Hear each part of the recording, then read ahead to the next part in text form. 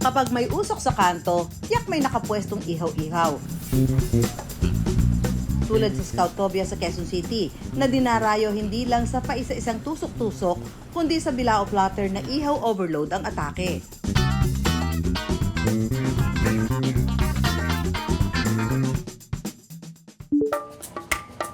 Ala sige, pay-pay pa more. Dapat tama ang init ng baga.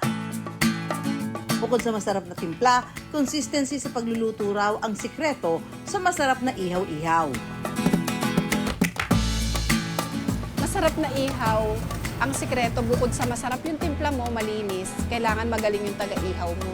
Kasi kapag kahit gaano kasarap yung timpla mo, pag sunog or kulang sa ihaw, hindi mo ma-achieve yung gusto mong maging lasa ng produkto. Si Aiza, certified street food lover at fan na fan ng ihaw-ihaw. Kaya nang naisipan niya magnegosyo, sa pag-iihaw-ihaw siya nagpasiklab.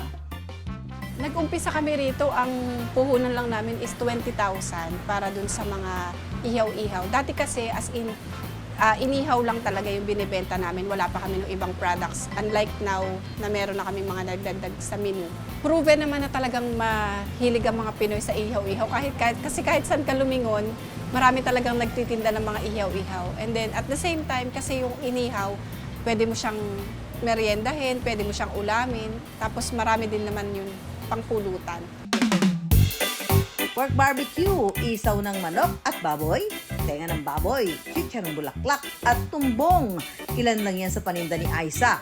Pero ang bestseller raw at madalas orderin ng kanilang customers, ang juicy pork barbecue at Canto Perfect isaw manok.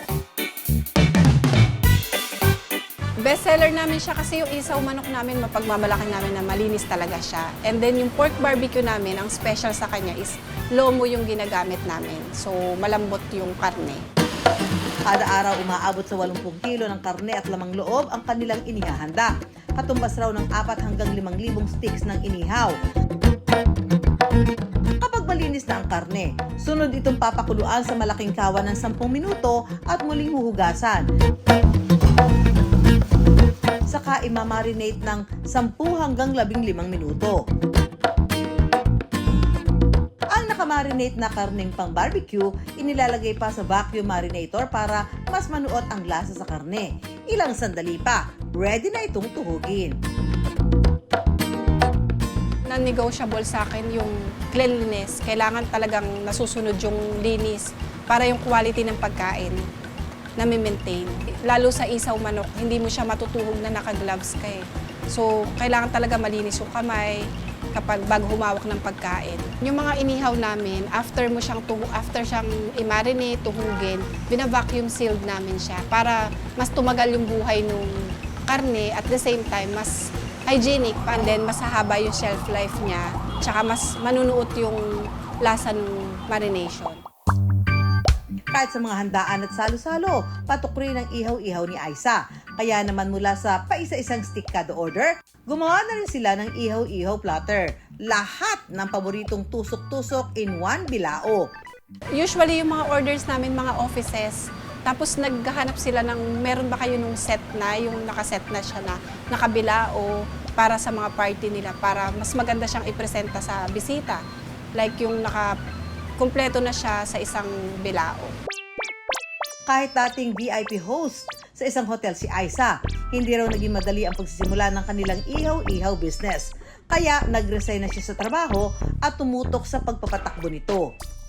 Kasi gusto ko yung magkaroon ng sariling oras, yung hawak ko yung oras ko, tapos at the same time lumalaki din yung mga anak ko. So, mas gusto ko ako na yung may control dun sa oras ko. Ni-level up pa ni Aiza ang kanyang ihaw-ihaw products. At dahil nakalagay ito sa plastic vacuum seal, sinubukan na rin ni Aiza na magbenta ng frozen pack sa kanyang mga regular customer. Usually, mga umu-order nyo yung mga pang-outing or yung mga nag-stock sa ref nila na anytime gusto nila mag-ihaw sa bahay. Bukas na rin ang negosyo ni Aiza sa mga reseller. Nagkaroon kami ng idea dun sa pagre-resellers kasi maraming pumupunta sa amin na nagtatanong kung meron ba kaming special na price para magagawa sila ng ihawan nila doon sa mga tapat ng bahay nila, ganyan. O kaya yung mga restaurants na wala ng time para maggawa ng mga tinutusok-tusok tsaka yung pagmamarinate. Ang kanilang seller package nagkakahalaga ng 3,600 pesos. Iba't ibang klase ng inihaw gaya ng barbecue at isaw at may kasama na ring basting sauce o yung sarsang idinadampi sa karne habang iniihaw.